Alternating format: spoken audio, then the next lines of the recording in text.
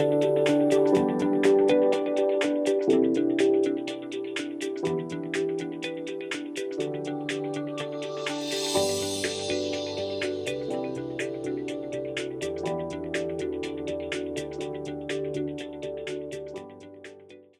top of being a professor at Baylor University, Dorothy is editor-in-chief at MIS Quarterly Executive, a journal dedicated to increasing practice, research's relevance to practice.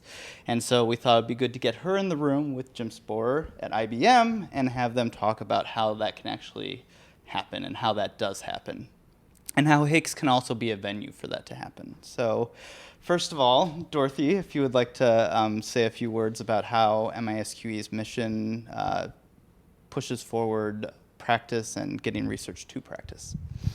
Sure, thanks, Randy. As you know, MIS Quarterly Executive is dedicated to practice-based research, and by that we're looking for research that practitioners can read if they're interested, and that research that's very current on new phenomena, and in many cases hasn't had time yet for theory to even be relevant to the research, and don't want to wait for the methods to be overboard on the rigor side, because we want to really see the phenomena as it's happening.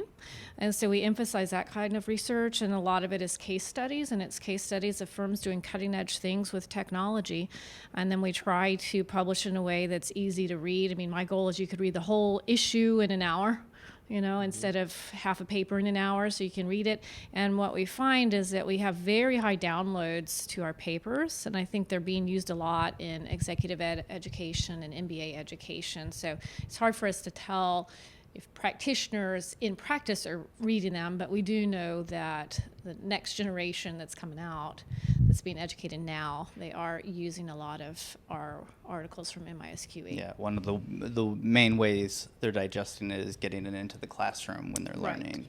Right. And Jim, how do you think that affects IBM? And well, first of all, MISQE is great, and industry is appreciative of it, as well as academic. I know mostly academics publish in it, but industry is publishing as well.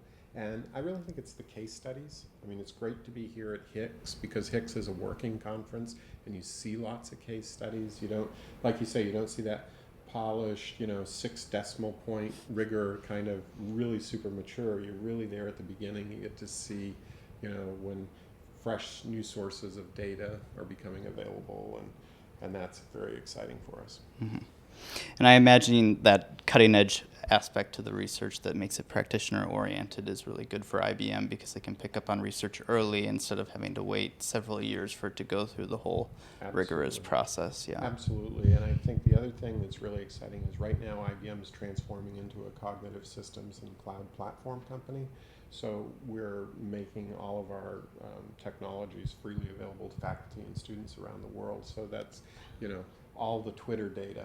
There's not very many companies in the world where you can pull down all the Twitter data, and you can from the IBM cloud. And we just acquired the Weather Channel, so we got all the Weather Channel data. And so more and more we have faculty collaborators a lot here, and we'll have a lot more here next year.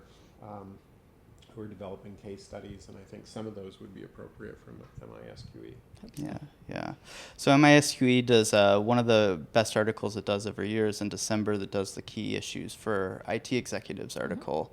Can you speak a little bit more about that, Dorothy? Right. So that's an annual survey that's done of SIM members, and this year it's actually being published in the March issue, because our December issue is always a special issue, and we have 4 papers in that already. It'll come out in March, the full results of the survey. That's one of the more highly downloaded papers every year. That industry likes. Yeah. It gives just a good feel for how money is being spent in IT. Absolutely, it is. And I think, we really, this whole area of big data, cloud, analytics, mobile, the stuff we see here at HICSS, wearables, it's, there's just so many fascinating case studies coming out. But if you look into industry, you see examples of different companies working on, not just startups, but big companies as well, working on solutions. And a lot of times the big companies like IBM, are providing platforms, and that's a great opportunity for entrepreneurs and university faculty and students to do their case studies, do their startups. So it's the whole ecosystem that I think is really driving faster and faster, creating these new cases, and MISQE is a great place to go read about it. I hope so. Exactly. So Dorothy, being EIC for MISQE, when you look at academia in general or in the information systems field, we were talking about this a little bit outside. What are some of the barriers into getting it into industry a little bit faster and a little bit making it more relevant? I think the biggest challenge is, practitioners don't have time to read. That's right. They really don't. So the president of SIM writes an editorial every issue, and he describes the articles. But the SIM members, I don't get the feeling they are aware of it. So it may be a blip somewhere on a newsletter that the new issues come out.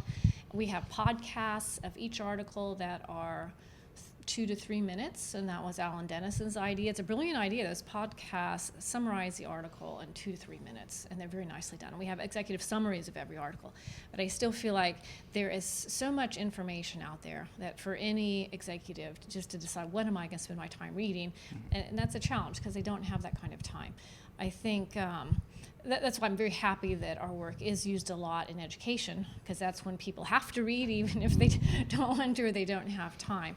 And I think a big way to get more into industry is to have co-authorships with industry. Absolutely. And if we can get faculty should be doing the writing, but if they can be collaborating with someone in IBM and someone in organizations, then those people directly involved, of course, will read it. The people they know in their company will read it, and then you have a bigger chance, I think, of contributing back more directly than we do now. Yeah, that's one of the things I'm working on at IBM. I want to make HICSS what we call a PIC conference, Professional Interest Community Conference, because then IBM researchers are incented to submit to the conference and come to the conference. And so much of the work we do in IBM research is with faculty collaborators. We can bring those faculty and the IBM researchers, and this will be a great venue, a working conference for discussing those case studies. I do have to say, I love when I see journal articles on Twitter that have those 3 to 4 minute videos. I love those. Those are great. Do more of those. And also on LinkedIn and Medium. So I think maybe it's a new best practice for faculty to start thinking about, okay, now that I've got this published, I need to make sure I've got my social media tweets, I got my Medium summary of it, and that's the way, like you say, the busy people in industry can, grab onto it.